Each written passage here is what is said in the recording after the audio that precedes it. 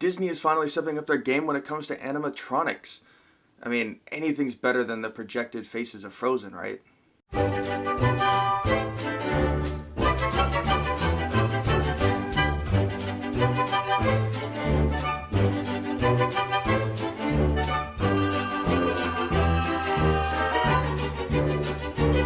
Your attention, please.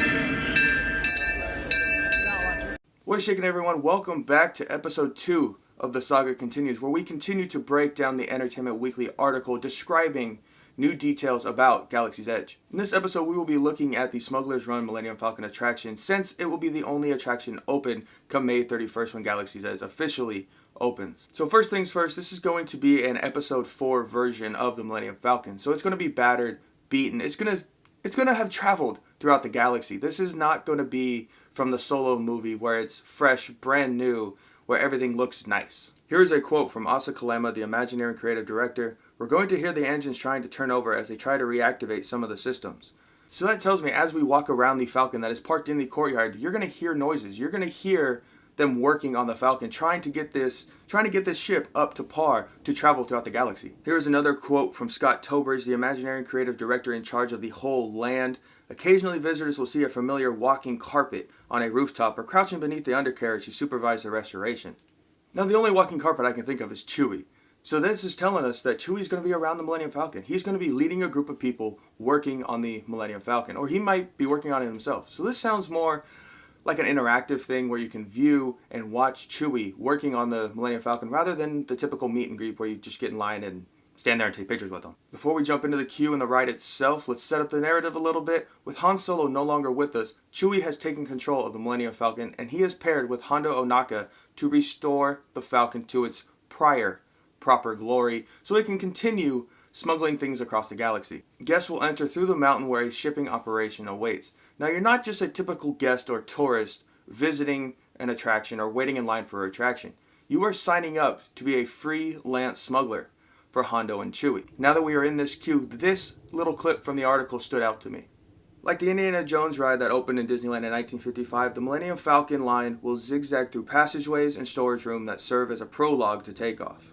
So that's telling me that they're going to be interactive, it's going to be immersive. You're going to feel like you do on Indiana Jones, that you are walking into the mountain or walking into the cave. You're going to feel fully immersed in this environment. The line will start at ground level in the mountain, where you can get an up-close and personal view of the backside of the Millennium Falcon. From there, you will climb a flight of stairs up into catwalks that overlook the mechanics shop, where you will see other ships and droids being worked on. As you walk on these catwalks, you will turn a corner and see a bay of windows overlooking the Millennium Falcon and Black Spire Outpost. Now you will be getting an up-close view of the top of the Millennium Falcon. As you head back into the shipping area, the Disney Play Parks app will come into play, but we're going to save that for a whole nother video where we break down everything that the Disney Play Parks app will affect inside of Galaxy's Edge. After traversing these corridors, you will now get to see the new state-of-the-art Hondo Ohnaka animatronic.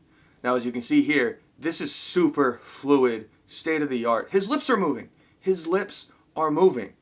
So he's going to be talking to us, and you're going to have that feeling that he's actually talking to you and not just a robot. He's going to feel like an actual character. Now I just hope the line kind of stops in front of him for a while so you can actually absorb what he's saying and absorb the magnitude of this animatronic. Now here's a quote from Carrie Beck, the Lucasfilm Story Group's VP of Animation and Live Action Shows.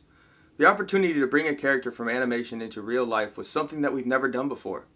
But he's not reliving a moment that you've seen in the animation. This is actually a new moment in his journey that you'll get to experience just here in the park." So not just for us guests, this is a first for Disney themselves. This is something that is massive. I mean, we need to take this in and see how far Disney is pushing the button as far as technology and things of that nature. So just a quick side note before we move on. This Hondo animatronic will be the second most advanced animatronic Disney has ever created, behind the Na'vi River Shaman. Now once Tokyo Disney opens their Beauty and the Beast dark ride, the Belle Animatronic will be, in my opinion, will be the second most advanced animatronic, if not the first, because Belle actually walks. Now we've done a whole video of that. We've talked about that animatronic. So if you want to see that, I will post the link in the description so you guys can check that out so you can get a comparison to how advanced Disney is getting on these animatronics. On a very quick little side note, completely off topic, I apologize for the lighting. Our power's out. So I'm using just the sunlight. This is the best lighting I could get, but I had to get this video out for you guys. So bear with me. Hopefully it'll get better and maybe power will get turned on here shortly. Side notes aside, when we are talking to Hondo, his assistant droid R528 will signal or call for the Millennium Falcon. Now behind Hondo there will be windows or projection screens showing the courtyard of Black Spire Outpost, where we will see the Millennium Falcon lift up and lower into the loading bay, signaling it's our turn to pilot the Millennium Falcon. Now remember, the actual Millennium Falcon that is parked out in front of the attraction in Black Spire Outpost won't actually move.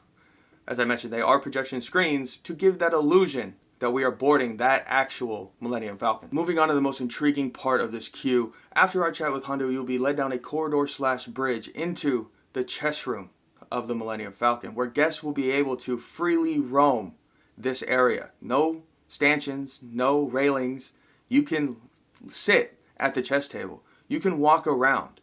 You can take pictures. You can get an up close and personal view of everything that is in the chess room. As guests enter the cabin, you will be assigned a flight group and number that will then be announced, signaling it is your turn to take a spin on the Millennium Falcon. But remember, until then, you are free to roam about the cabin. Now that your number has been called, it is time to take off in the Millennium Falcon. There will be 2 pilots piloting the Millennium Falcon. There will be 2 engineers that will fix any damage that you probably will sustain during your voyage, and 2 gunners to fight off those pesky TIE fighters that always seem to show up at the worst possible moments. Now, not very much has been said about what you will see or where you will be going or what you might encounter while flying the Millennium Falcon. Now remember, if you crash the Millennium Falcon or sustain heavy damage or don't complete your mission, that will affect the rest of your interactions on Black Spire Outpost. Now that's all going to be through the Disney Play Parks app, which again I will outline in a whole nother video. But just think of it this way, if you go to the cantina and order a drink, the bartender might ask you, hey, aren't you the one that crashed the Millennium Falcon? Hondo's looking for you. So what is your opinion? Do you like this queue line? Do you like the Millennium Falcon attraction, how it's laid out? Do you like having the ability to roam?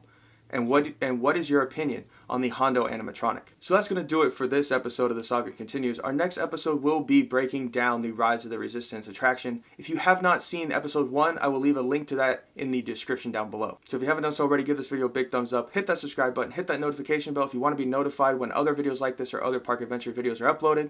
If you're at any of the Disney parks, tell Mickey and Minnie I say hi, and I will see you all a little later.